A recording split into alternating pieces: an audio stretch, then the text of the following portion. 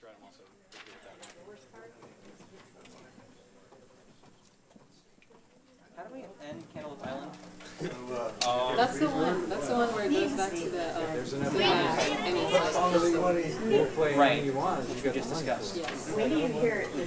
But Watermelon Man is just, That's when you do your figure 3 times. yeah, Right. yes. I'm sure. Yeah. Wait, that's Cantaloupe Island. So that's dating you. Whatever. You repeated something. It's yeah, it's a.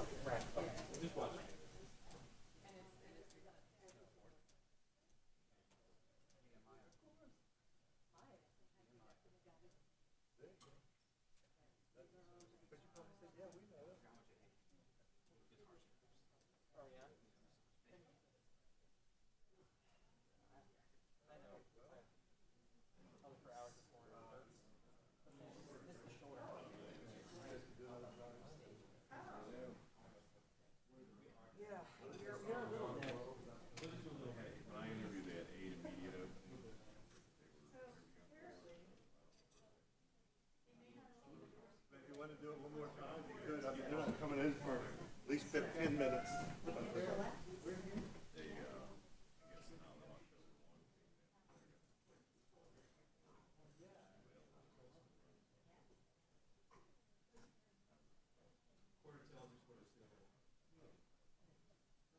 About 15 minutes long.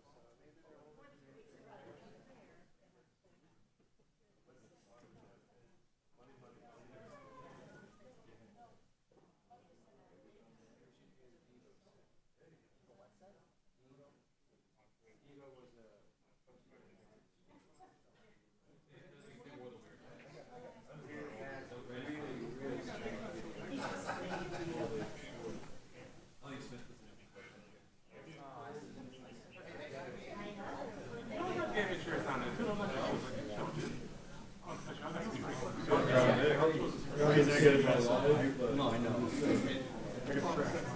I think maybe one 30 people. One had to fix like a month to get them. You know how these? Yeah. Okay, you do it. That is one of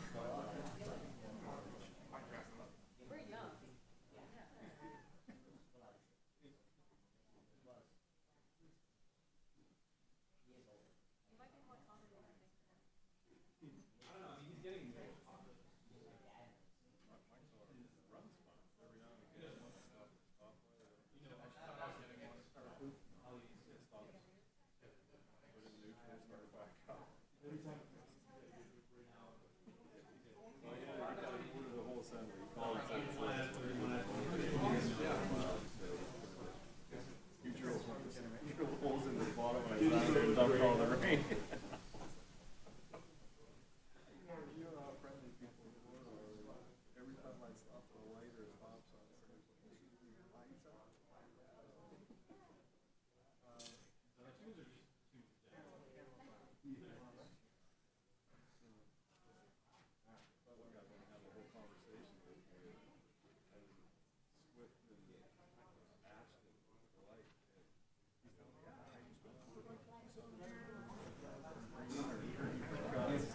Longest light ever. Really appreciate it. What are you doing? Do a detail in Sarasota.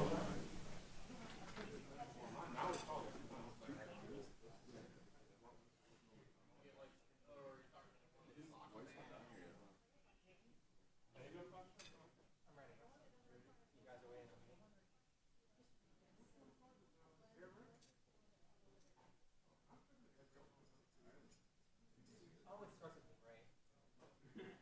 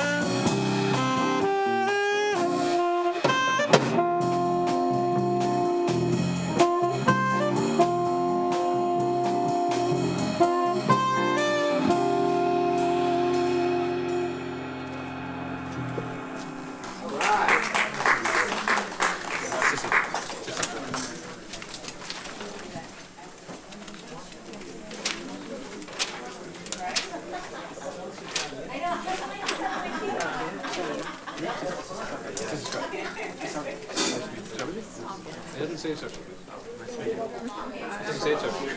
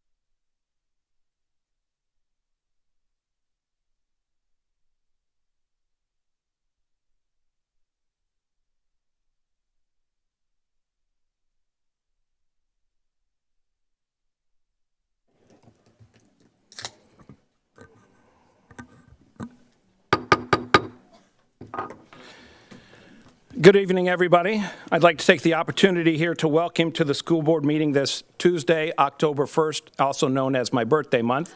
Thank you for all of that. Today, our student representative is Ben Burma from Pineview. He's going to lead us in the pledge today. If you would, please stand up, remove your hats, have your cell phone on silent.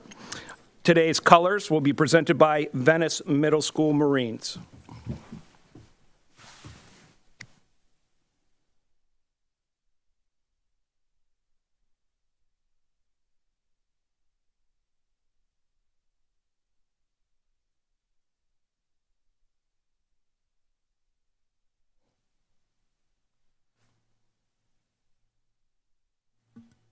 Please stand for the pledge.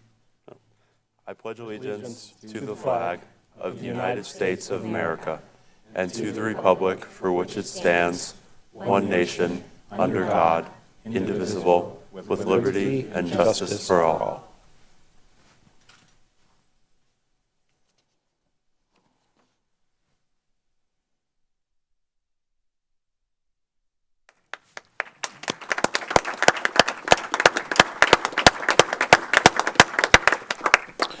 Please be seated. Some of you have been already listening today to the amazing Booker High School jazz combo called The Forecast, which is kind of apropos due to the hurricane. With that, their forecast, F-O-U-R cast, consists of the following students: Mia Miles, Tristan Tran, Jackson Rooney, and Joey Stover. Their jazz director is Tim Eaton. Proud principal is Dr. Rachel Shelley. I see you're here. VPA assistant principal is Greg Rumpf. See him here, awesome. They're going to play one more tune for us tonight, the beloved Errol Gardner classic, Misty.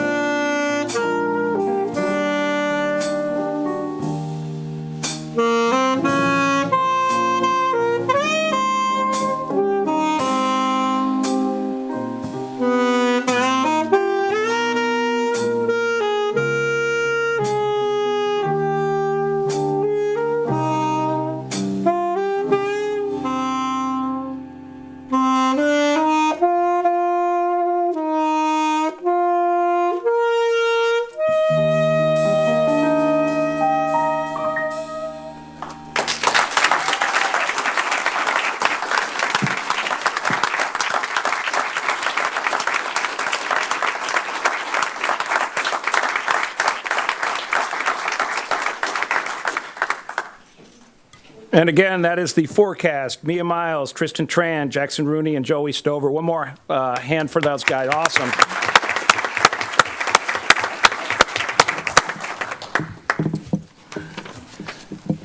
All right, so tonight is our student representative, is Ben Burma from Pineview School.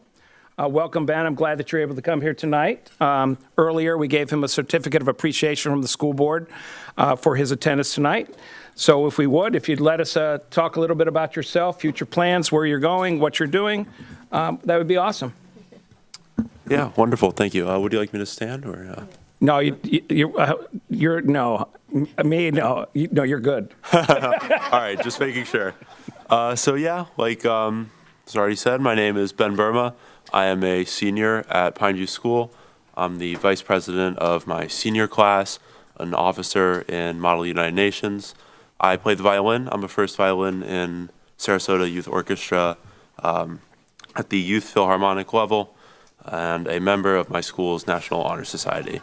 This past summer, I've participated in Florida American Legion's program, Boys State, where I was elected to be Senate President pro tempore. And after that, I participated in Georgetown University's American Politics Academy. I've done volunteer work at the Suncoast Science Center, Fab Lab, and the All Faiths Food Bank. And for the previous 2 elections, and I'm signed up again for this upcoming one, I have worked as a poll worker for the Sarasota County Supervisor of Elections. And I've also done some work as an SAT tutor. Recently, I was thankfully notified that I was selected to be a National Merit semifinalist, and thank you.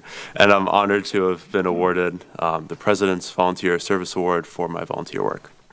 After I graduate high school, I plan to attend college, where I am really interested in studying government and political science. So lucky that I stumbled in here.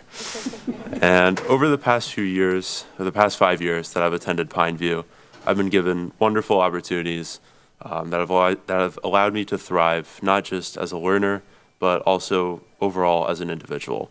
I greatly appreciate the opportunity to represent the school that I love so much, Pineview, here, and I would like to thank everyone for having me. So thank you.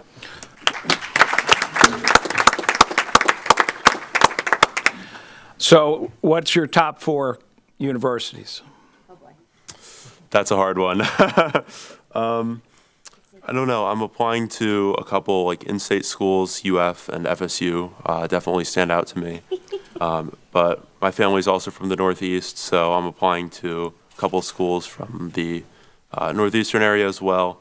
But I don't know if I could pick 4. I'm just kind of applying to a lot of the schools that I have seen to have good like government programs, and I'm kind of seeing where that'll get me. Well, I see you're a little taller than I am, and Florida State is looking for a new quarterback. So if you have any interest, you might be able to walk on up there this week against Clemson, but potentially. Yes, thank you. So anyway, best of luck to you in the future with all of that hard work and everything you've given back to the community. I mean, that's very admirable, and keep up the great work, and we'll see you on stage at the end of the year when you graduate. Thank you, sir. Superintendent Connor, your report, please. Well, good evening, everyone. And Ben, thank you for being here. What a great representation of the students that we have here in Sarasota County, and to the Booker High School quartet. What an awesome job. I see Dr. Shelley and team here. Thank you for being here.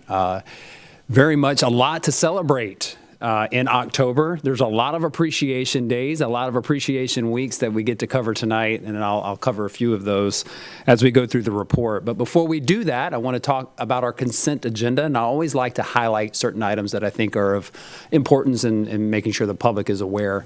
We have a great opportunity to continue a contract with the University of Florida's Lassiter Center to do science of reading training for a cohort of our K-2 teachers. So we will continue that through the Strauss Reading Initiative. It is an overall 3-year contract, and we already have 25 teachers that are participating in that, as well as 25 more that will continue to do so. Also, we have 4 agreements on tonight's agenda, items 9, 10, 11, and 12, which are really fantastic opportunities for our students with disabilities. And if you don't know, it is Disabilities Awareness and History Weeks. And I say weeks because the first 2 weeks of October, we celebrate that. And one of the great things about these particular agreements that are on the agenda tonight is this is going to give some work-based, skill-based, shadowing opportunities, really building that vocational expertise for students to have the skill set to really flourish in the work setting at a few facilities around the county. The first is an agreement with the Venice East Golf Association, the Shamrock Family Salon, Detweiler's Farm Market, and Burlington Coat Factory. So we're really excited about the opportunities this will provide our students with disability as they transition into the workforce. Items 13 and 14 are the approval of the Venice High and Sarasota High field trip. So Venice High School has had a great opportunity to go to the U.S. National High School Invitational. The baseball team will be with the top 16 high school baseball teams in the country in North Carolina, as well as Sarasota Middle School is going to Carnegie Hall in New York, and the choir will be performing there. So very, very cool. This is a great accomplishment of one of our great middle schools here. Booker Middle School has been named a 24-25 Microsoft Showcase School. So we're proud to announce this. This designation is awarded to schools that pioneer the use of technology in education and for their leadership and their efforts to transform how students learn in a digital age. And it's not an easy designation to get. So we're really hats off to Booker Middle for accomplishing this. Want to make sure the public is aware that we're continuing to fill positions. We have a job fair that will be hosted right here in this room on October 10th from 10 a.m. to 1 p.m. And we look forward. We have several positions. You feel free to register. We have a form that's on our website as well as all of our job openings for anyone interested. And we look forward to seeing you there on October the 10th. And we know that October is Breast Cancer Awareness Month, and we will be making sure that we spread the news far and wide about the importance of getting your mammograms for our ladies and the valuable health resources that are here within the district for our staff members as we go through the month of October. And Friday the 11th is Everyone Wear Pink Day. We're down to our last 2 community forums as we approach the November 5th election. We do have a very important item on that ballot that has a tremendous impact to our school district. We are using these opportunities in these forums to share that information about the referendum that has been in place since 2002, the important impact that it has had on many of the things that we're here to offer without the school district that really sets Sarasota County School District apart from the rest. And so if you're interested in learning more about the referendum on October 8th, we'll be at Sarasota High School from 6 to 7, and then we'll round that out on the 10th of October at Booker High School from 6 to 7. And so we look forward to seeing you there. And it's just a reminder, I want the public to be aware that as this referendum is different than previous ones because it is on a general ballot, it is really important that voters go through their entire ballot. There are 4 pages of this ballot. 4 pages, double-sided. And so I just want to really encourage, our particular item will be on the last, it's the last item for most voters, on the 4th page, backside of the 2nd page. Okay, so I just want to make sure that you're aware that you finish your ballot completely, because it is important that everybody has a chance to weigh in on whether we should be continuing our referendum to support Sarasota County Schools. And I'm really excited about a very special edition of the In Tune podcast that is going to be released actually tomorrow. We've been teasing this on our social media. We had the great fortunate opportunity to have our sheriff, our chief of police of Sarasota County Schools, all of our municipality chiefs, Venice, Northport, Sarasota City, participate in a very, very timely discussion around school safety. We know there's been a lot of things happening around the nation in terms of threats. And so we wanted to make sure that we had an in-depth conversation about that and the resources and the support here, right here in our county, when events like that occur. So tune in tomorrow. It's going to drop. It is a video podcast, so you get to watch it. And I do want to thank all of our chiefs of police and our sheriff and everyone. And Tim Enos was really a big part of that as our expert on social media and the threats there. I appreciate your expertise as well on that. So thank you, sir. Looking forward to seeing that tomorrow.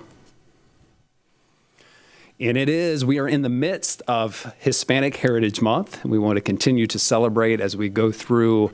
It is a little bit odd that it starts at the midpoint of September and goes through the 15th. So sometimes I know the months tend to be starting on the 1st, but in this particular case, we're halfway through Hispanic Heritage Month, and we want to continue to celebrate. And it will be over on October 15th, and we'll be having a video to share with you about all the great things we're doing here in Sarasota County Schools to celebrate Hispanic Heritage Month soon. And today is October 1st, and it is the beginning of National Principals Month. And I want to just thank all of our principals. It is not for the faint of heart to be a leader, especially in a school and public education. And I just hats off to all of our principals, our assistant principals, and leaders within the district. It's hard enough to lead in general, but even more challenging sometimes when you're talking about hundreds and even thousands of students and families that you interact with each and every day. And our principals really do a stellar, outstanding job and have exceeded all expectations. And I just want to take a moment to say my appreciation for our leaders. It is a tough job, and sometimes it's lonely because you're the only one in the building, right? And just know that we're all here together, and we don't take for granted the opportunities when we can come together as a cohort of leaders to really share the great things that are happening and support each other. Like I said earlier, it is Disability History and Awareness Weeks, the first 2 weeks of October, and we're celebrating that as well. And schools I shared an email today with our schools about that and got a lot of response about all the great things that are happening around the district to really bring awareness around disability history and the support that we have for our special students.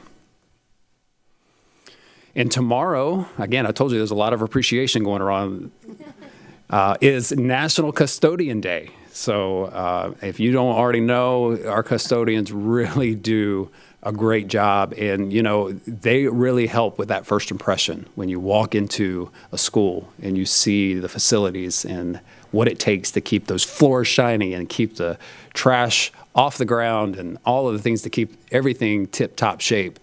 And so many times it's behind the scenes. And I think this is an opportunity for us to really highlight and spotlight that great work.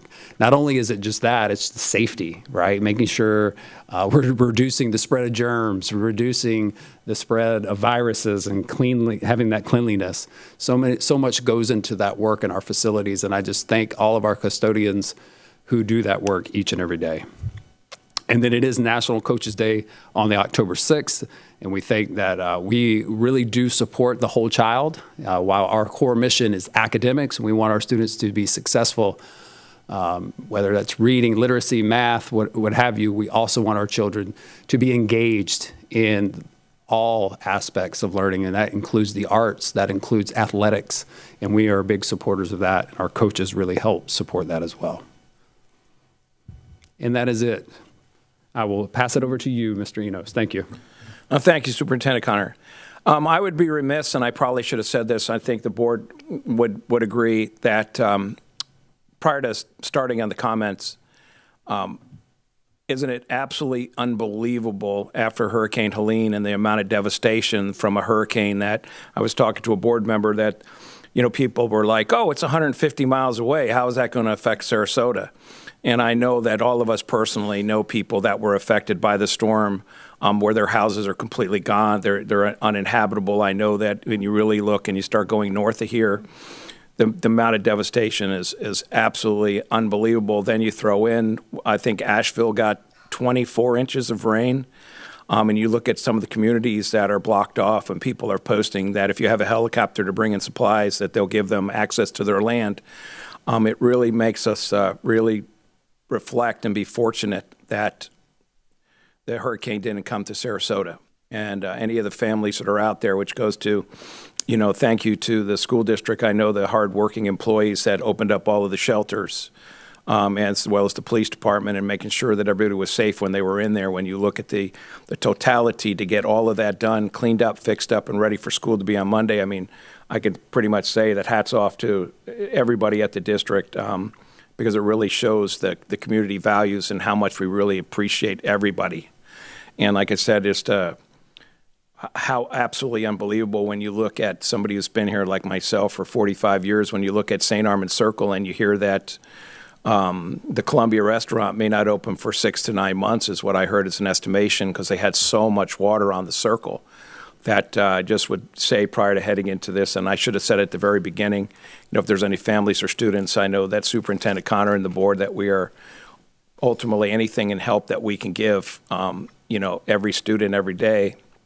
We want to make sure that we take care of those families, because seeing some of the pictures and actually going out there and checking on some homes myself, it's, when your whole entire life that you've worked at is gone overnight, it's pretty humbling, and it makes you reflect on what you have. So thank you to the school district and the opening of the shelters and the hard work that we did. And I know during comments from the board that I'm sure everyone will touch on it, but very, very fortunate that it didn't come to Sarasota, because I couldn't even imagine what a 20-foot surge would look like. As I spoke to Mr. Superintendent Connor, I said 20 feet, we're so close to the intercoastal from here at the landings that this wouldn't be here. We'd be uninhabitable for who knows to how long to come. So anyway, saying that, I appreciate everybody giving me that opportunity to say that, which I should have said at the very beginning, because I know it's affected so many of our families out there, especially in Sarasota. So we're going to go ahead, and we're up to the hearing of citizens. I know Ms. Rose is online with us. First of all, welcome. This is going to be in reference to public comments on the agenda. During this, you will have a timer. Please state your full name. You'll have 3 minutes. Please address the comments to the board. Please make sure you stay on the item in reference to the agenda that you wish to speak to. So first up will be Con Nicholas speaking on the improvement plan, then followed by Xander Moritz speaking on item 26. Good evening, school board. Thanks for having me. Before I speak about our improvement plan, I would like to say it's great to see Tim Enos sitting in that seat. Tim was SRO at Riverview High School. Were you the first one? I'm not that old, sir, but I was there when the first one was there. Yes, sir. But anyway, he did a great job. Everybody liked him, and I'm really glad to see you with your hand on the rudder here. Also, I'd like to congratulate Superintendent Connor. You've been getting some great press lately, very well deserved. We knew when you took this job you were really brave, but you also have some great people skills and organizational skills, and you've done a great job, and thank you for that.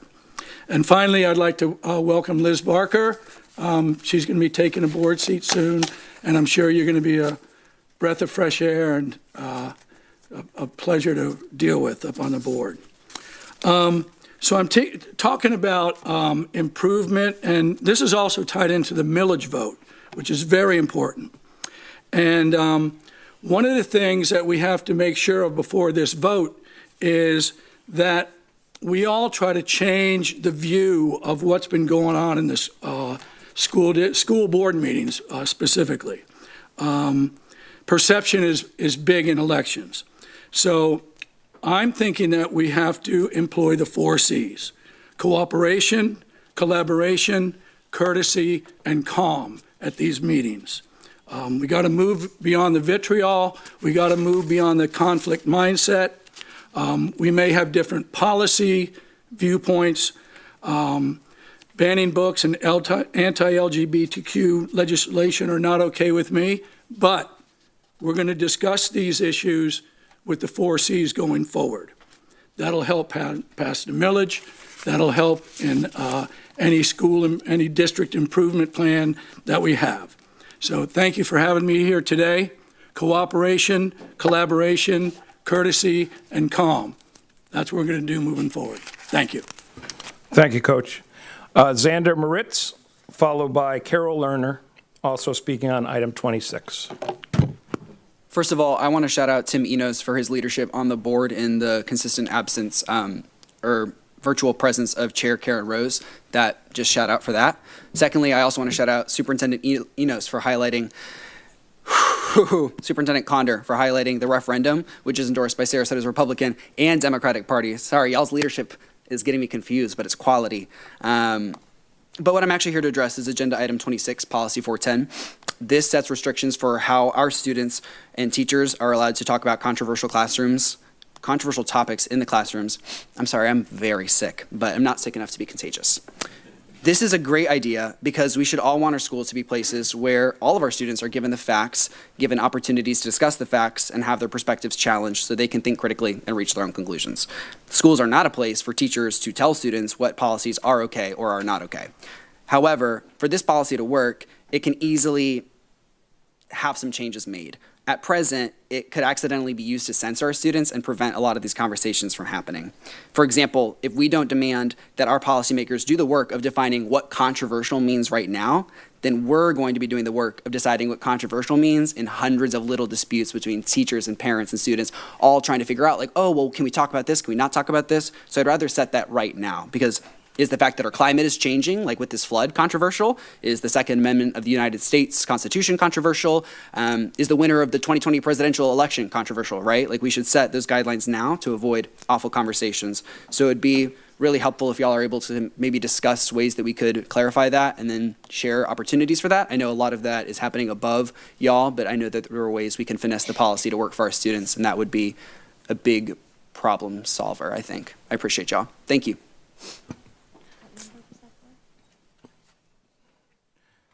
Next up is Carol Lerner, then Julie Forstier, also speaking on item 26. Good afternoon. I would like to address Policy 4.10 on curriculum and instruction. The expansion of remedial reading and math services to VPK preschool students is a good policy addition. I am a strong believer in the power of early intervention services and preventing later academic difficulties. But I wonder how these services will be paid for. Will there be an increase in VPK funding, or will it be another unfunded mandate? And I think if it's the latter, it makes the referendum even much more important. My concern about the curriculum policy lies in Section 6, where it states that a teacher must present all sides of a controversial issue. On the surface, that sounds reasonable. But it could open for debate issues that have been long settled by scientists, such as human evolution and the causes of climate change. My fear is reinforced by how Governor DeSantis has eliminated any mention of climate change in government, has successfully ordered the state legislature to pass laws banning the term climate change when formulating energy policy.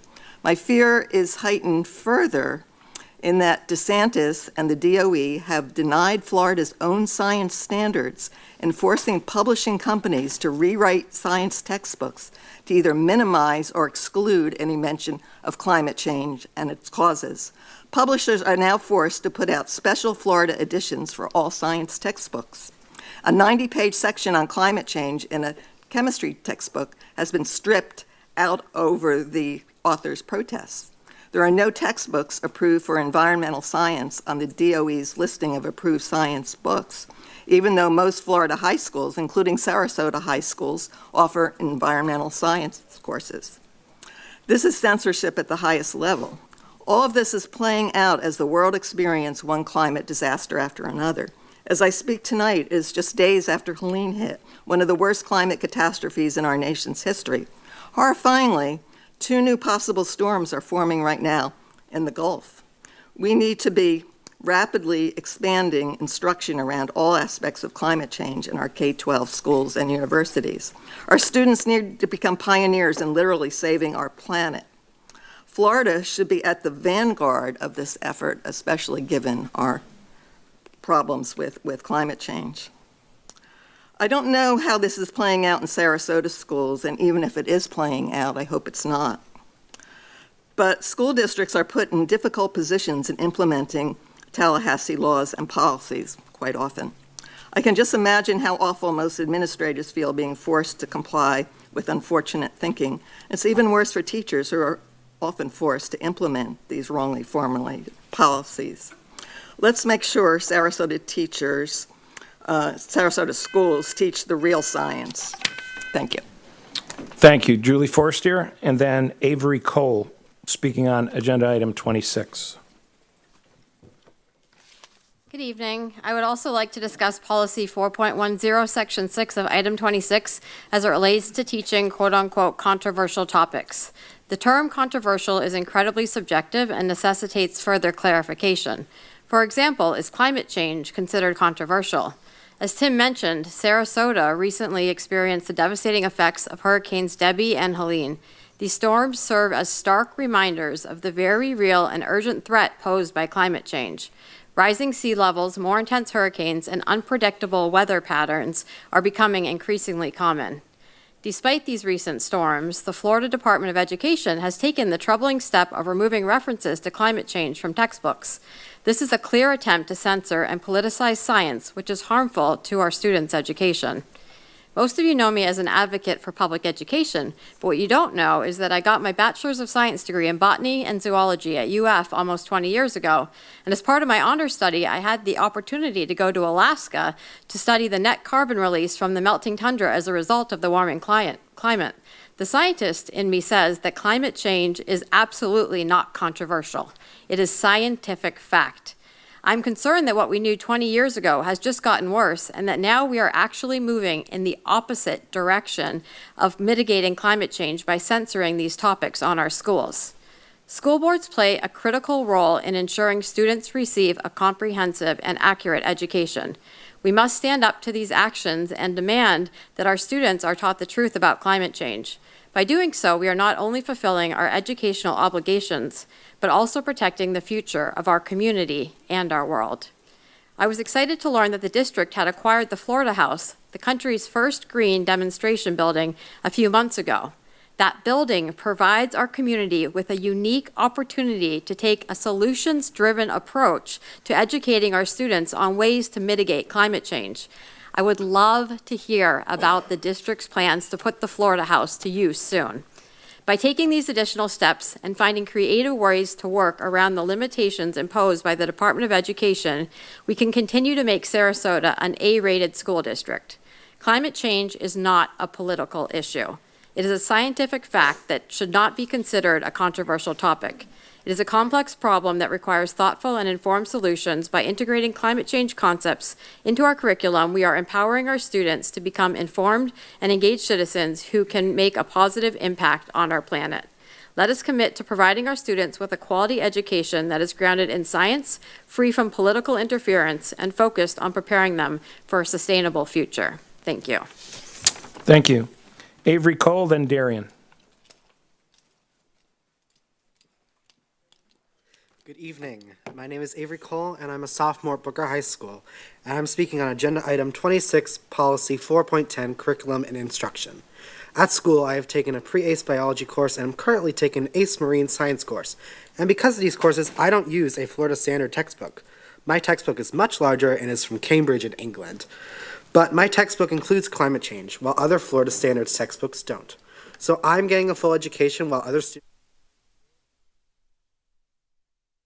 Because of this, because they aren't in advanced classes. But we could prevent this. Currently, the definition of this amendment, of this policy, is very unclear. Because of this being unclear, a teacher might not want to talk about climate change with the fear of making it sound too controversial. I think recent events would prove that climate change is serious. I think the homeowners whose homes were flooded by Hurricane Debby would agree. I think the thousands of residents of St. Armand's who had to be rescued from the island would agree. So for students to learn about climate change, especially in the state of Florida, is vital for the future of the state. So I'm asking that you make the wording more clear so teachers can teach without having to worry about it, so students can learn about climate change and how it affects them. Thank you. Thank you. Darian? and then Anya Dennison, speaking on agenda item 26. Good evening. My name is Darian Nigro, and I'm speaking on agenda item 26 as well, specifically section 6 under curriculum and instruction. As many people have already voiced to the board, I'm a bit concerned about the clarity and the bounds of how we're defining the term controversial. I think that doing so more specifically than is currently in place is very important if we want to protect our educators and give them a fair chance to do something that will not get them in trouble. I'd also like to bring up specifically the extent of the term responsibility in the wording of this policy is a little bit confusing to me. It's the second word, right? We're recognizing the responsibility and the right. I just wonder, does this mean that education is now responsible to address any and all controversy that intersects with any topics in the classroom, or was the intention to make responsibility in how these topics are addressed, that being unbiased and within connection to the coursework? I just think that my main point here is this has potentially a lot of blowback for not just the board, not just students, but also teachers. If it's not clear to me, someone who's reading over it and has a background in policy for my college education, I'm not sure that it would be clear to someone who is trying to focus on the material and give the students a deserved fair education on topics such as history or biology. I think there are fair points that have been brought up about climate change, something that's already been, pegged as controversial, to use the word, but what about topics like the Second Amendment or important parts of American history? At what point do you separate a controversial topic that may change with social changes from these areas of study, and how can a teacher go about informing their students accurately without accidentally tripping over something that is now on them to provide an unbiased, in-depth, cross-cutting examination of? And I only raise this not as a criticism, but just, again, I think we can prevent blowback, and I am hopeful that the board is willing to listen and work with us. Thank you. Thank you. Anya Dennison and then Casanova Daughtry, also speaking on agenda item 26. Hi, y'all. I'm Anya. I'm speaking about agenda item 26, the curriculum and instruction policy. I know that y'all are updating it to reflect legislative changes. I'm wondering whether you could consider providing references for some of the broader terms within the policy, like prejudice and bias.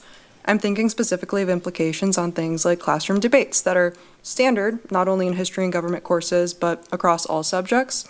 Spaces like those are the first that have gone away when teachers are concerned they might be allowing their students to have a conversation that they might be scrutinized for later. I'm wondering what we can do to make sure that that doesn't happen, and that this policy, as it's written, it shouldn't change the way our teachers approach instruction, but with so many recent policy changes, it's important to make that clear. These spaces are fundamental for students to build an understanding of how they relate to and think about pressing or controversial topics. If there are definitions or some sort of supportive language that could be added into this policy in order to help our teachers make sure they're compliant, that would be a pretty tiny change that would go far in making sure teachers aren't restricting their teaching or presenting biased information. Thanks so much. Thank you. And finally, Casanova Daughtry.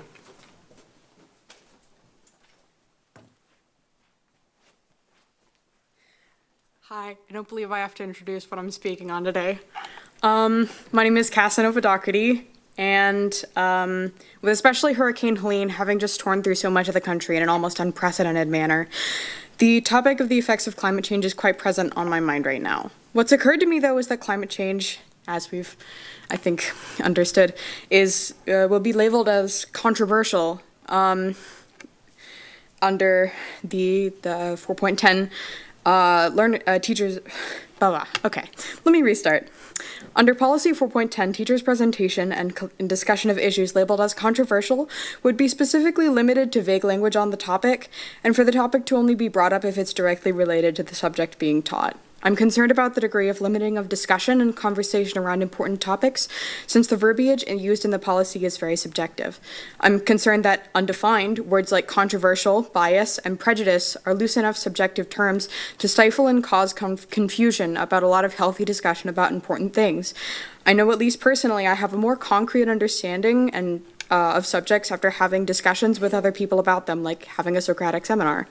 When language is so heavily censored and you have to dance around the point, you're never actually able to say quite what you mean in discussions like that, and that ultimately really hurts people's knowledge of the subject at hand, which is, kind of counterproductive in a classroom. I'd like to request that both the vague language in the policy be either changed to something more definable, or that is clearly defined, to not act as a dangerous group of umbrella terms, limiting discussions that don't need to be limited, and that we allow our students the freedom to not have to flutter about layers of vague language that obscures and muddies the topics that are brought up in class. Thank you for your time, board. Have a good evening. Thank you. That concludes the hearing of citizens reference to the agenda portion. Next, Mr. Connor, do we have any additions or corrections to the agenda, sir? We do have some revisions. Minutes were added to item 3, approval of the minutes. An addendum was added to item 4, which was the classified instructional personnel report. And item 27, which was a settle agreement, was added to the agenda. Thank you, sir. May I have a motion for approval of the consent agenda? Yes, I move that we approve the consent agenda as amended. Do I have a second? Second. Second by Ms. Marinelli. Any comments? Ms. Ziegler? Thank you very much. Because it's under consent, I do want to address the items Items number 26. And I was hoping, first of all, I think that the statements brought forward regarding vague language and the word controversial specifically, I couldn't agree more, and I think that's very important. So I applaud everyone for actually reading our policies. It gets me very excited. But I think that I wanted to actually ask the superintendent, because certainly this is not the first time when we've done... Oh, she's got, I don't know if she should read them or not. When we have done our policy reviews, there are a variety of vague language that reasonable, for example, or such, that we'll sit there and talk through, because the goal is certainly to provide enough guardrails so that there's fluidity and flexibility, but so that it clearly identifies what we mean by that. At the same token, I believe that we have incredible professionals within our organization, but there were a lot of good points brought forward, and I personally believe, and I believe that the statements made, is we don't want to limit the conversation. You want robust discussion to allow a full depth of a conversation, particularly as we go up in the grades in high school and such. So, Mr. Superintendent, could you speak to that and what we have in place as far as professional development, or even just how we look at certain topics and how our teachers go about addressing those issues? Absolutely. Well, first I want to thank our commenters today around this particular policy, and I can see where the term controversial can be vague. I want to be clear that the term controversial really means an opposing opinion, right? When there's a topic that's controversial, there are deeply held values and beliefs about that particular topic, and there's typically an opposing side to that topic, right? That's what makes it controversial.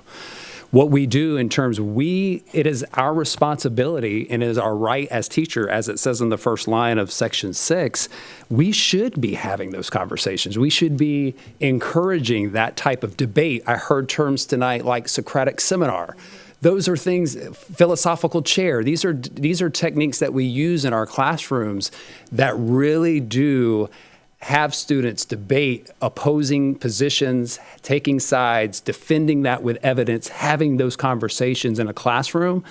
That is what critical thinking is. That is what we do. That is our mission as educators. Yes, we teach content. We teach knowledge, facts, figures. We get that.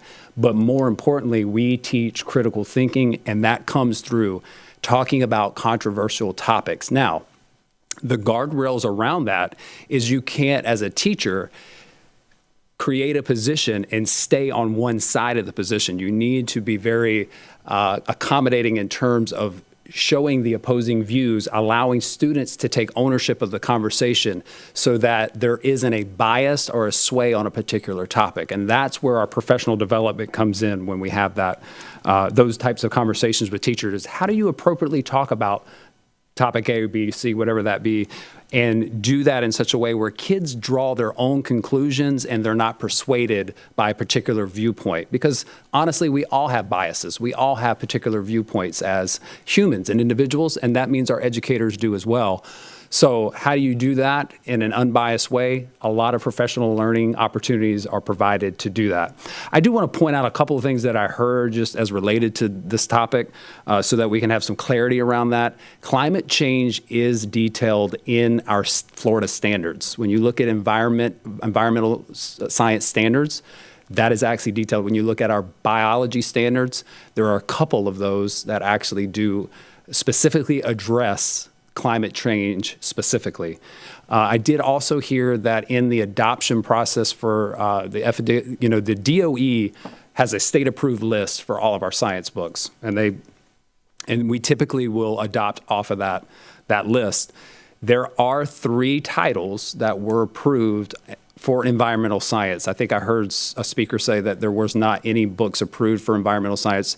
I did check on that just as we were sitting here, and I do see that we have 3 titles on there. So just to make sure we got clarity around the issues, but I hope that answers your question. Oh, thank you very much. I'm glad you took. Had the opportunity to articulate a couple of things, and I was going to bring up the environmental sustainability because I know that was discussed when they were evaluating textbooks at the state level, because it is a very critical component of Florida, as was cited by many speakers, and certainly something we take very seriously and want to assure our students walk away with that knowledge. And I will say, at the end of the day, if we have a student leaving class and going home and talking about a vibrant discussion that took place in school, we're doing our job. So I hope that comes across very clearly, that it's not shying away from any particular set of topics that we are required to talk about, really affording our students the opportunity to see the dynamic debate and discussions. It really comes down to our educators not holding a position and driving that, but also presenting all of the sides, and that really allows for a comprehensive discussion. So thank you. Mr. Edwards, please. Thank you. I think if you really listen, deep listening to a lot of the comments that came up, climate change was one, Second Amendment was the other.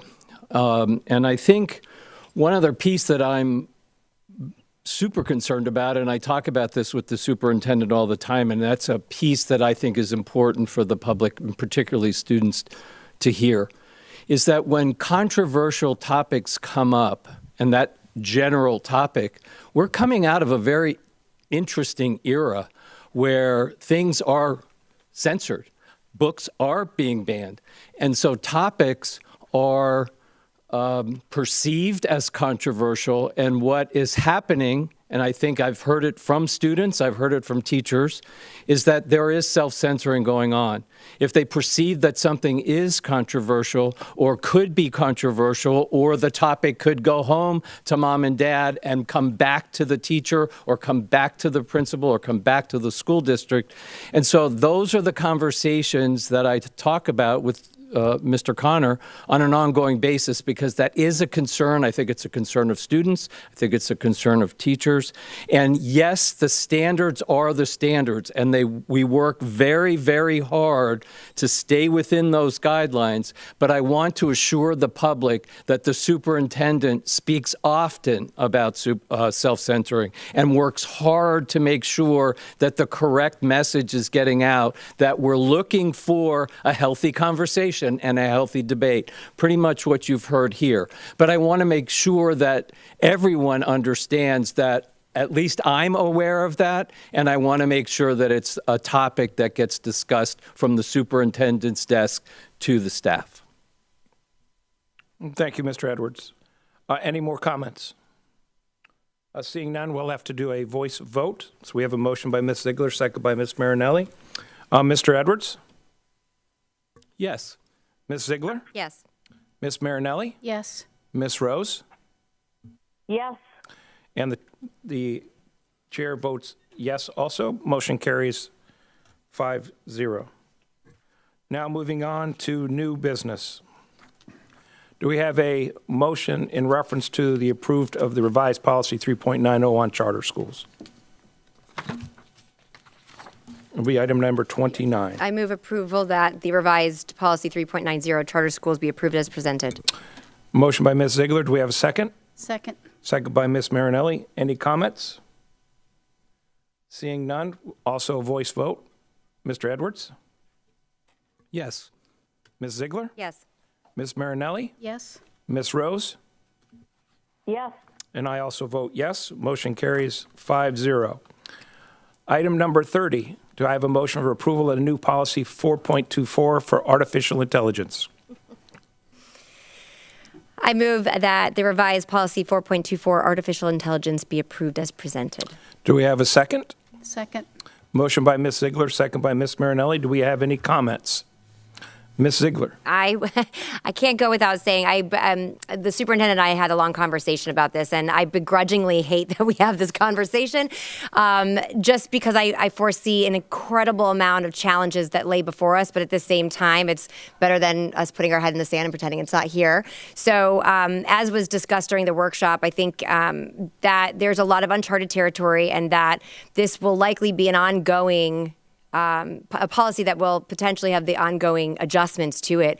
And I just want to assure the public, because we are an educational institution, I see every day things that I just don't have any idea how we are going to combat that when it's right there presented and promoted on your feed or whatever. This is AI. You have to do this for AI. And how do we contain that so that we're assuring that we still maintain the integrity of our learning environment, and our students are actually retaining that information when we have certain assignments. And so it is going to be, again, uncharted territory, but I do hope for ongoing feedback, and I know the superintendent will continue to do that with our staff, of things that they're seeing on the horizon so that we can create that appropriate guardrails. And I want to assure that the policy is in a posture that allows the superintendent with the proper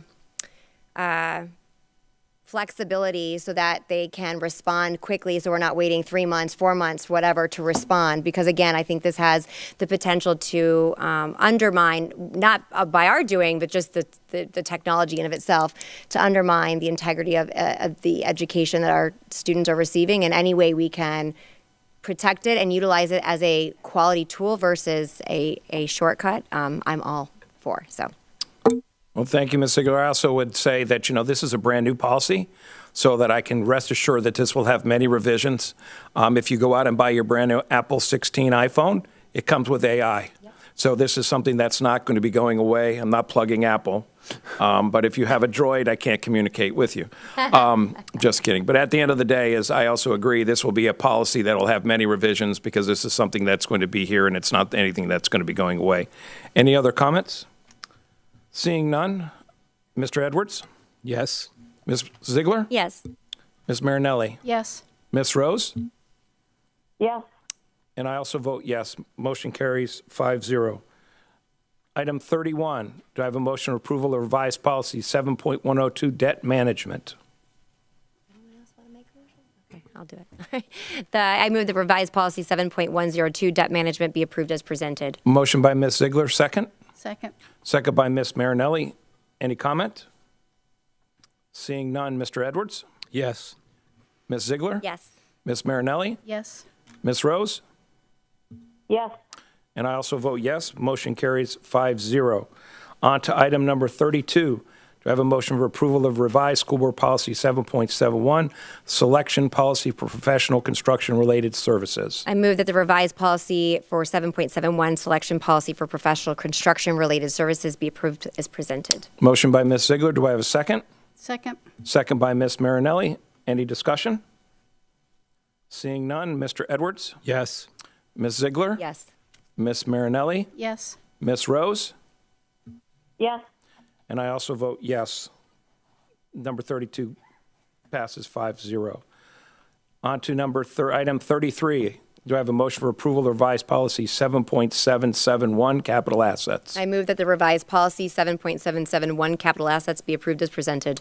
Motion by Ms. Ziegler. Do I have a second? Second. Second by Ms. Marinelli. Any discussion? Seeing none, Mr. Edwards. Yes. Ms. Ziegler. Yes. Ms. Marinelli. Yes. Ms. Rose. Yes. I also vote yes. Motion carries 5-0. Item number 34.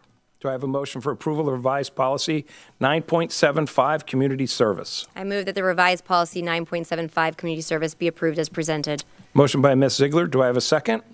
Second. Second by Ms. Marinelli. Do I have any discussion? Seeing none, Mr. Edwards? Yes. Ms. Ziegler? Yes. Ms. Marinelli? Yes. Ms. Rose? Yes. And I also vote yes, so policy number 30, or item number 34, passes 5-0. That takes us out of our new business. And now we will move into hearing of citizens under the general comments. Please, when you come to the podium, state your full name. Please confine your remarks to the business of the board. Each speaker will have up to 2 minutes. A timer will signal when 1 minute remains. Please conclude promptly when the timer ends. Ms. Tompkins? Thank you. First will be Ron Springman, and then will be Carol Resigno.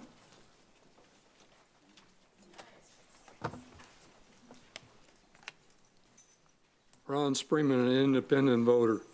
Organized corporate crime continued from the last board meeting.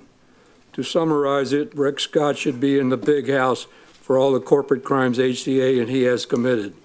Vote him out to keep a junior senator from taking over the Senate minority chair.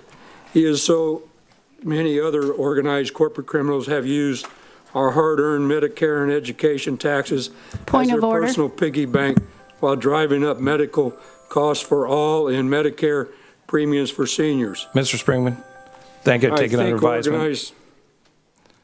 Thank you, sir. I think organized corporate criminals have been buying and starting up charter private schools to further rob our public education taxes, as DeVos did, to the tune of nearly $1 billion from the U.S. Department of Education. DeSantis is doing the same to the tune of $1 billion in vouchers with Mr. muddled Springman, hold on, sir. transparency at best. Go, leave the microphone on. Thank you. Go ahead, sir. He brags of a huge Florida surplus while raising the cost of school breakfast and lunches, and causes the loss of hundreds of qualified teachers because of his anti-gay and book banning agenda. With a $7.9 billion surplus, why can't he do an executive order to give free lunches across the state, just as Governor Walz of Minnesota has done, which has half the surplus of Florida? I suggest everyone who is educated to Google the documentary titled From Russia with Lev, which was televised September 20th. It is a broad coverage with irrefutable video facts how organized corporate crime is taking over our country. Wake up, Floridians, and vote down the ticket to avoid a dumbed-down country controlled by a corrupt corporate world supported by Trump and his Project 2025 minions. Greed breeds evil. By the way, climate change is not a hoax, as the ignorant Trump keeps saying. Yes, as we move forward, in reference to the point of business of the board, unfortunately, we have no jurisdiction over the president, Mr. DeSantis, or anything else. Ultimately, we'd like it to be towards the board and the board policies or anything that we would be able to do in order to help education. That being said, if we could go ahead and move on to the next speaker, followed by Michelle Posey. Hi. My name is Carol Resigno. I'm a Sarasota taxpayer, a gun safety activist, primarily for Brady United Against Gun Violence.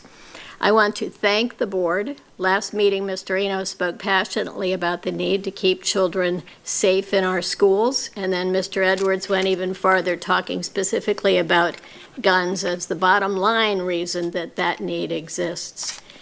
The next day, our Brady Council member, Ken Mitchell, a longtime educator and school administrator who splits his time between New York and Sarasota, sent all of you copies of a program he drafted that is now being used in several districts in this country. It involves a simple way for the board and schools to let parents know the importance of safely storing any gun they might own. He heard back positively from at least one school board member. We ask only that you don't let it stop there, and I was so glad to hear that there is a meeting tomorrow about safety, so I'm really thrilled about all of that. Research indicates that more than half of U.S. gun owners do not practice safe firearm storage. In fact, 4.6 million minors in the U.S. live in homes with at least one gun that is loaded and unlocked. 76% of school shooters under 18 got their guns from home or from a relative. Nearly half of all parents with a weapon in the home wrongly believe that their kids don't know where a gun is stored. Some believe if you tell a kid not to touch a gun, they won't. Have you been a kid? A personal note, quickly, if I have time, my grandson will be 7 next week, and he's in first grade in Newtown, Connecticut.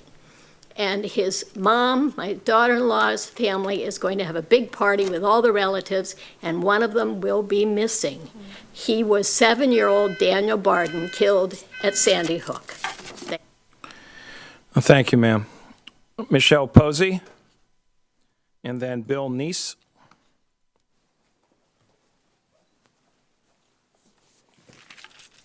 Hi, guys. Thanks for getting to general comment today. My name is Michelle Posey. I would like to start by encouraging the strong and sensible conservative majority that we have on the school dais before me. I want to encourage each one of you. You are a majority, and I encourage you to continue to govern with the boldness that holding a majority allows. Be bold, be confident, and be who we elected you to be. There's a clear divide, guys, between right and wrong. So all I ask is that you please do not try to blur that line. Hold the moral line in here, and we will be here to support you. To Ms. Rose, who's joining us remotely, I do wish that you were here today. Running a race is just a page in the chapter that you've written here in Sarasota County, Ms. Rose. Even though you and I, have had to agree to disagree in recent times, no election result can take away from the years of devotion and servitude that you have given us in this district. I hope to encourage you, Ms. Rose, to come back to the dais and finish with the same strength and confidence that you've given for years to this district. Listen, as long as you keep up the good fight, you've never really been defeated. I wanted to discuss with Mr. Edwards the platform that you have self-declared that you're a moderate. Maybe you've decided, sir, to leave the illegal mask mandate woke coalitions behind you. That's wonderful. But you're going to have to help me to understand one thing. You're concerned now with safety, predominantly school safety. But I have to ask you where you were when the safety of this boardroom was called into question, when I had a battery committed against me. I didn't hear you speak strongly or even try to trespass the person from coming back here so that I could feel welcome coming back here. So I wonder where you're at on issues like that. You've talked about gun safety as far as storage. Just rest all assured, we do have Florida Statute 790.174 that does say people like myself shall keep our firearms securely locked in a locked box, container, and the trigger also has to remain locked. For everybody that's concerned about safety, I want to know what you're going to do about the border, because Thanks, Ms. Posey. Next will be Mr. Neese. Bill Neese, please. Then Carol Lerner.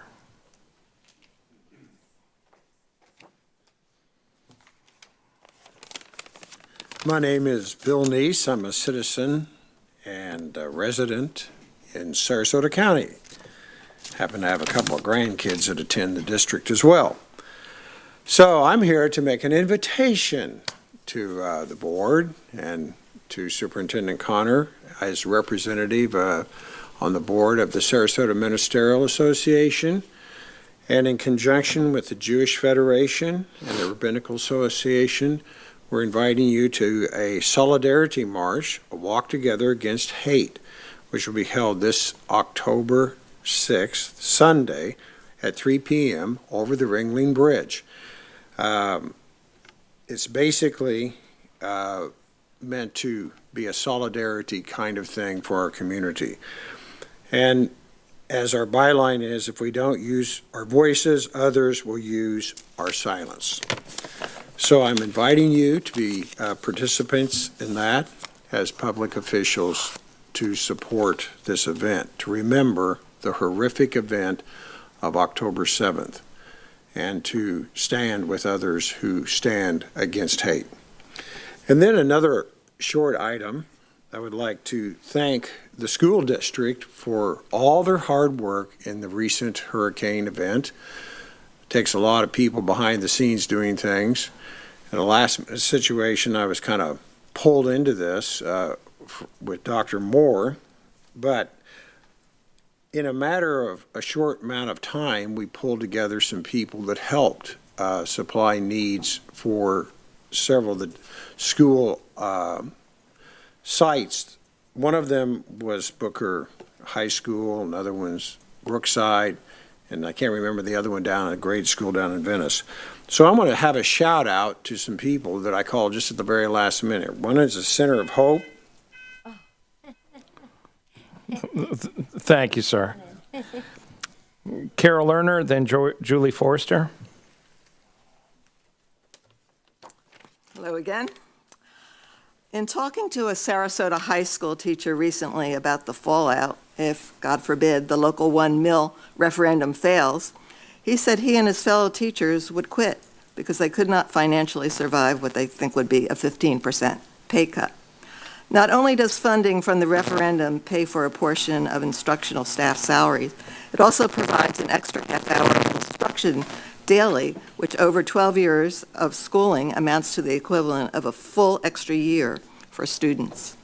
The passing of this year's referendum would provide $114 million in revenue yearly, or almost 20% of the operating budget. It is not a new tax, as it has allowed Sarasota schools to maintain an A rating for 22 years. It funds the arts and STEM teachers and funds a good chunk of school safety programs, to name a few. In short, it would be a disaster if the referendum fails. But even if the local referendum passes, I actually believe it will, Sarasota schools will still have a Tallahassee problem. Not only is the state near the bottom in per-student spending, it is also one of the most politicized states for education in the nation, something that we know very well here in Sarasota. This will only get worse if the statewide Amendment 1 passes, as it will turn school board races partisan. This amendment also prevents no party-affiliated voters from running in a primary or voting in a closed primary of a school board race. Sarasota not only needs school board members who support good educational policies, it needs legislators who believe in strong public schools and votes accordingly. Remember, even excellent school board candidates often have their hands tied because of bad Tallahassee laws. Vote for legislators who support sound educational policy, regardless of their political party. Remember, on November 5th, vote yes on 1 mil referendum, vote no on Amendment 1, and elect state legislatures who support public education. Thank you. Julie Forster and Avery Cole. Good evening again. I wanted to take this opportunity to advocate for the renewal of the millage referendum. I appreciated hearing Superintendent Connor talking about it at the beginning of tonight's meeting. My concern is that not enough education is happening in the community on the importance of the referendum, and that the community may not be aware of how vital it is to the district's success. It is my hope that the school district will take a more proactive role in educating voters by putting information on the district's homepage, for example, to make the information more easily accessible. You have to dig around right now to try to find it. As a parent, I haven't heard much about the referendum from the district, and it would be helpful if Superintendent Connor would place one of those robocalls to parents to let them know about the upcoming informational forums that he spoke about at the beginning of the meeting about the referendum. Finally, I'm curious what the Argus Foundation is doing to promote the referendum, because I haven't seen very much information about it out in the community. I know everyone here knows that the funding is essential to maintaining the high standards of excellence that have made our district a model for education in Florida. It's important for people to know that the millage referendum is not a tax increase. It is a continuation of a program that has been in place since 2002. This has been a cornerstone of Sarasota County school success and accounts for 20% of the district's budget, which contributes significantly to our district's A-rated status and recognition as one of the best in Florida. I'm concerned because in talking to folks in the community, a lot of people don't know these things. This funding directly impacts the educational experience of every student in our district and has enabled us to invest in vital programs and resources that directly impact student achievement, educator quality, and overall educational excellence. I urge the district to do more to encourage the community to support the renewal of this vital funding and continue to invest in our education of our children. Thank you. Thank you, Avery Cole, and then Anya Dennison. Good evening. Once again, my name is Avery Cole, and I'm a sophomore at Booker High School.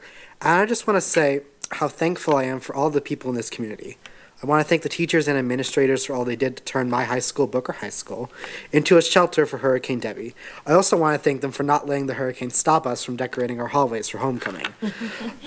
I want to thank all of the members of the service industry that helped make sure people had power, all the people that donated items to people in need, but my thanks could not be stronger for the officers who saved people from their homes on St. Armands, Bird Key, Lido Beach, and Longboat Key. I want to thank all the people who helped those whose lives were uprooted by this hurricane.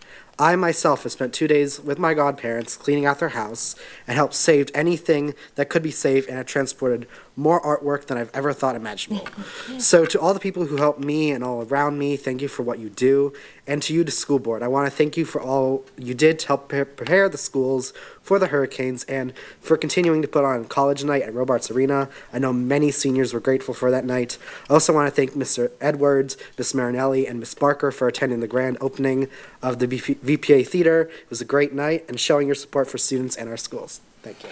Thank you. Anya Dennison, then Elizabeth Bornstein.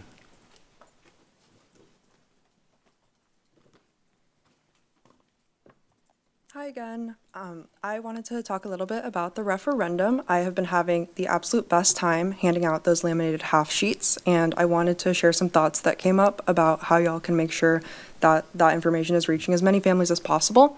I know that the referendum is almost 20% of the budget, and so, if possible, some thoughts for consideration. It would be really helpful to have the printouts in front offices, send printouts home with students, robocalling parents, which was already mentioned, hosting events at middle and elementary school, in addition to the events that are already happening at high schools, sharing information at really popular events that are attended by whole families, like homecoming and football games, even though it's not as exciting as a football game.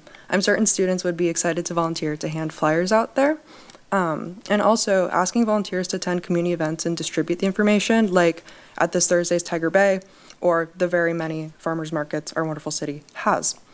Lastly, I wanted to extend my care to all of you as we're recovering from the hurricane. Robin, I know that you were flooded in with the last storm, so I just really wanted to make sure that you felt that care and are doing all right. Thank y'all, and happy birthday month, Tim. Oh, thank you. 27, one more time. Next up is our final speaker, Elizabeth Bornstein.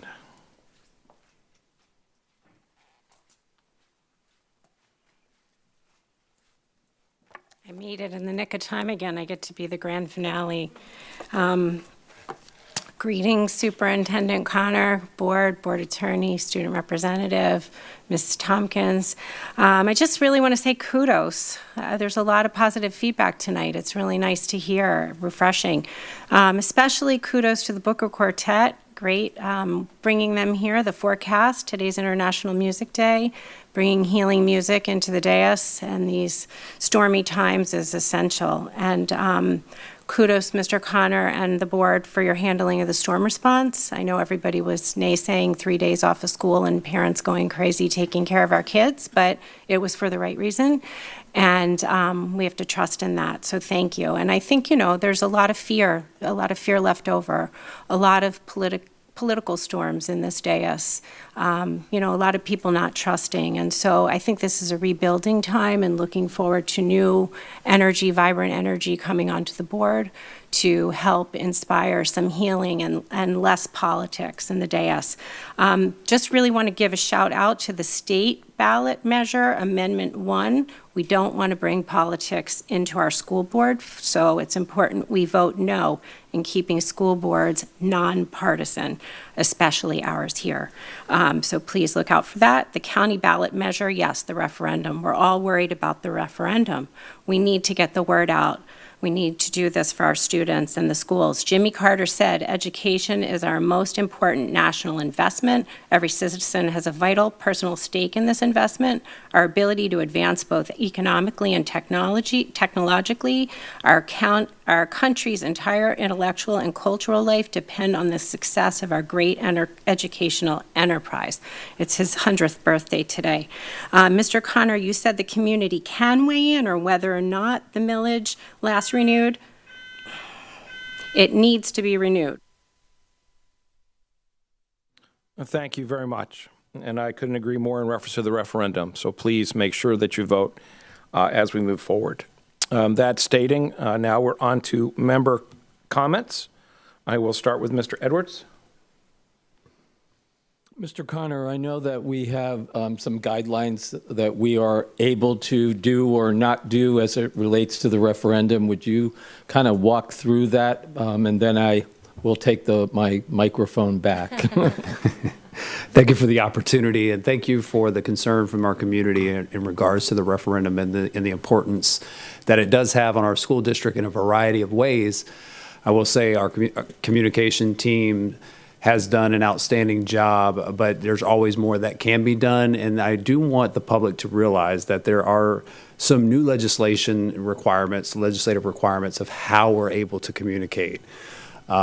As a school district and any school and board employee, with the exception of the board, can educate on, the impact, but we can't advocate for or against the measure. But the change in the legislation that has really, transparently, it is kind of handcuffed how we are, changed the way we go about communicating this out broadly, is that we are not allowed to send certain communications out to electors, whether it's educational or it's in an advocacy form. Obviously, advocacy has always been no, but even in educational format, there are limitations with the new legislation of how we can go about doing that. So that has obviously created a little concern for some of our public commenters, as well as for us as a district. So we're using public forums. Legislation is very clear and specific around you can use public forums, we can use our government websites, we can use certain things to communicate and educate around the impact of the referendum. I can write guest columns, which I have for the SRQ magazine and for the Herald Tribune, just as anyone else can, but I have to do that in an educational manner. So we're taking every opportunity. I like the suggestion around making it more prominent on our website. It is on our front page, but we will definitely work to make sure it's in people's faces. So when they do tune into the website, that they'll see that information there. And we'll leverage our platforms that we can within the law to make sure that we stay compliant. So that's a little bit of, I think, Mr. Edwards, what you want to make sure that the people know, that there has been some changes since the last time we've had a referendum election in the laws of what we're allowed to do. So that has been problematic, but we're working through that. And I do believe and have full confidence in our community and what they know, the impact that the referendum has had and will continue to have into the future. Mr. Edwards, could I just ask a follow-up question to that, please? Of course. Thank you. The one comment about taking those little half flyers for people to pass out, like at the farmer's market or that, is that allowable to be given to, not us, but anybody that would like to do that? Or Mr. Duggan, if you want to weigh in at any point here, but it is my understanding from a legal standpoint that really a lot of limitations coming around to mailing information and spending public funds to mail to electors or to send that information to electors, even electronically, can be problematic. But in terms of just having information on a flyer that could be handed out at a public forum or a public place is well, specifically, if let's say that one of our speakers went to our communications office and said, I'd like to have a stack of those half flyers to pass out, would that be allowed? There's limitations on the expending government funds on advocacy positions such as this. So We're very much restricted in doing mailers and things like that. We're kind of stuck with communication through education. But when we start, printing like 15,000 glossy things and mailing them out with postage and all that, that would be considered expending government funds, and we're prohibited from doing that. Mailing, I'm just saying, could they pick them up and pass them out? That might be pushing it. I think it's pushing it to print, right, in voluminous amounts. Mr. Edwards? Thank you. As a voter, I would ask the why here. But what I did really like today was two public commenters talked about the future, about how we're going to leave all the divisiveness, the old news behind us, and we're going to be a reset of a school board, and we're going to look forward, and we're going to look positive. I will see you on the 6th. It's already in my calendar because I'm with you on that. We don't like hate. We want to stand behind our community in solidarity. Thank you, sir. Ms. Ziegler. Thank you. I too want to thank the commenters. I think that particularly on the policy piece, I think that gives us a great opportunity to articulate some of those questions. I wanted to address that I will say the communication team has done an extraordinary job on putting informational items within the confines of the law when it relates to the referendum. It is on our website. It's on the Hero tab where it's there is scrolling, but it's pretty big. And I will say that I do know that there's a lot of organized effort for. There is no unorganized effort against that I'm aware of, and that's good. And so I feel very confident. It certainly has a substantial impact to our district, and particularly with all the eyes on safety, it is a paramount to that. But among other things, so I'm very appreciative of the interest and concern. I think that Mr. Connor mentioning the long ballot, that's a big part of it. So all of you who are here and want to educate others, that part to avoid undervotes is going to be a really important part of that. But again, even then, as long as there's no profound amount against, I think we'll be in good shape, but you always run like you're 5 points behind. I wanted to also address the extraordinary work our staff has done with Hurricane Helene. I know that early on it didn't seem like there was much, but I know many of us know or were personally impacted by the extraordinary storm surge, and or have family that were impacted up north. I feel for you because we're one of them. It's just extraordinary. But I will say that every year when we do deal with this, there's some amazing stories that come out of it, and it really does bring out about the best in humanity. And you gotta make lemonade from lemons. Did I get that right? I always mess up those phrases. Anyhow, one other thing I wanted to mention, just put it in the mindset of my board members and Mr. Connor, if we do move forward. It's a little premature, but from a planning standpoint, as we look ahead, I do think it's helpful to have annual retreats as a board. Certainly we have a new makeup of the board, but looking at December or January and then having a facilitator. The goal for me, obviously there's a couple different things, but talking about priorities, where we are going as a board, as a variety of things, I just think it allows us a cohesive opportunity to move ahead. So just wanted to plant that flag, and I believe that is all I have. So thank you very much. Good job, Mr. Enos, today on running the meeting. Well, thank you. Ms. Marinelli. Thank you. I have a few things. I just want to explain myself again. If you remember, I said I was going to start doing point of order. And the reason I'm doing that is listening to everybody. And if we truly want to get the politics out of the room, then we don't bring up things that have nothing to do with politics in the room. So when we start talking about, things on the ballot that do not have any concern to the educational, I'm going to point of order. We start talking about people that have nothing to do with what goes on in this room, I'm going to point of order it.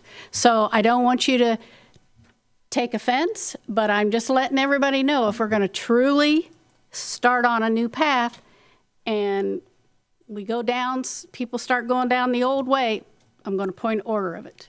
So I just want everybody to know that up front.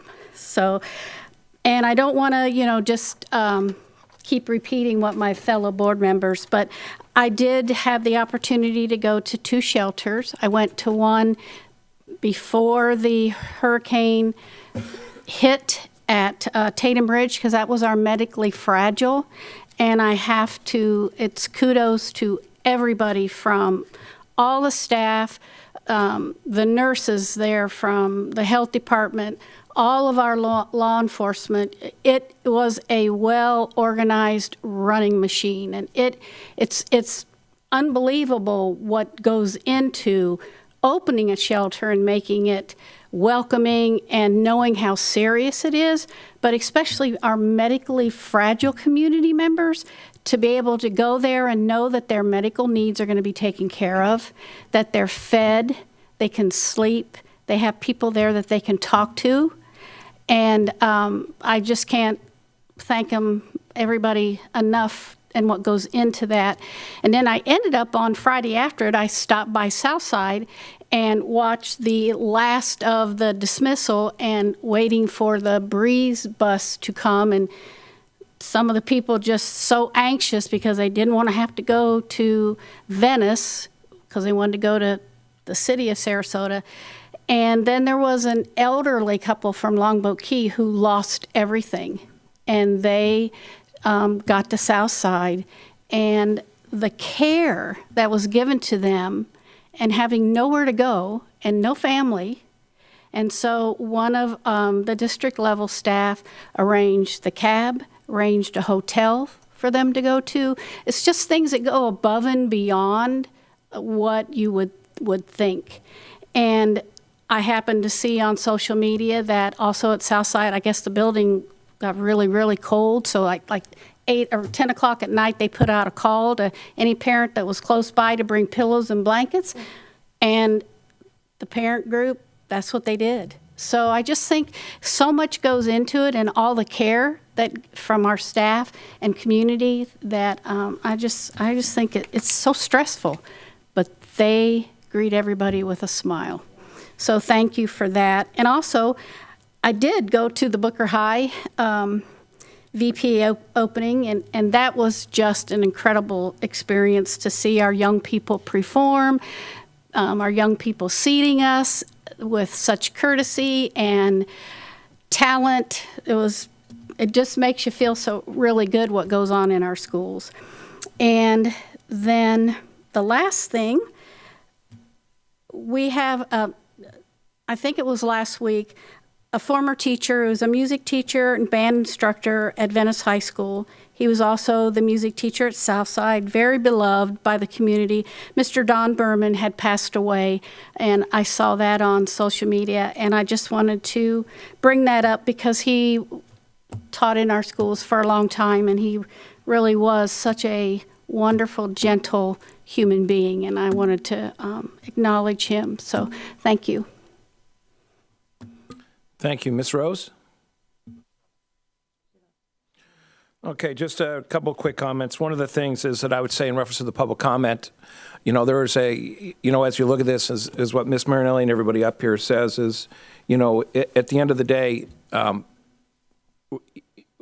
if you keep it to what we can do to make our district better and our kids is obviously what we're all looking for. And ultimately, if you talk about things that we have no way in order to fix, then it just turns into something that, we probably could use our time to address other things, such as when it comes about reference to our policy, reference to what does it mean, in reference to getting better definitions on some of the wordage and the verbiage and the AI. That's what we really need as we move forward, because ultimately we all have the community and our kids at number one is the best thing. If you talk about, other things that are going on, I understand that that is there, but is this the right platform in order for you to do that? So if it's, as we move forward, I will know as I continue to fill in, and I will try to make sure that we stay on that. People's opinions, people's, what they vote and how they vote in reference to us as a group on board policies and stuff.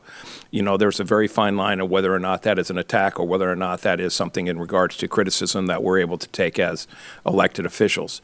But at the end of the day, we're getting less and less and less. And my kudos to everybody is that everybody is 100% is doing a lot better job as we've seen from the past. I'm still trying to get a board meeting in less than 59 minutes. That's my record. But with that, everybody has an opportunity to speak. I've talked about the hurricanes. The only other thing I would say is with our social media, we got all the chiefs of police, the sheriff, Mr. Connor, Superintendent Connor moderated. Right now, we're focused on all the hurricane stuff, and I would bring it back again. Is my whole thing in there was parents and education and monitoring their students' social media to be able to bring to the forward, whether it's suicidal or homicidal, bullying, any kind of ideation that's on there is because it comes back to the parents and having that relationship with their kids. And that was also brought across by the chiefs and the sheriff, that is something that is utmost important. As we look at it, is we're now looking at this, but there's some kid out there that may be having other ideas because now our eye is turned into the hurricane, and I hate to be the naysayer, but we have to make sure that we continue our focus on school safety and continue our focus on our children, because that ultimately will be our future as we move forward. That being said, I'd like to thank everybody today. Great job as always, great policies, and I know, like I said, on the AI, we'll be changing that quite readily because that's something that's going to be with us for a long time. Unlike the Blu-ray player that I bought, which had the CD this big that lasted for about a year, because then we went to DVDs. But anyway, I won't talk about the money I spent on that as we move forward. Blu-ray. So anyway, with that, can I have a motion to adjourn? Move to adjourn. Motion by Ms. Ziegler. Do I have a second? Second. Ms. Marinelli, our next meeting will be scheduled for Tuesday, October 15th. There will be a workshop in the morning and then a board meeting at 3 p.m. Can I have a vote yay to adjourn? Yay. Meeting adjourned.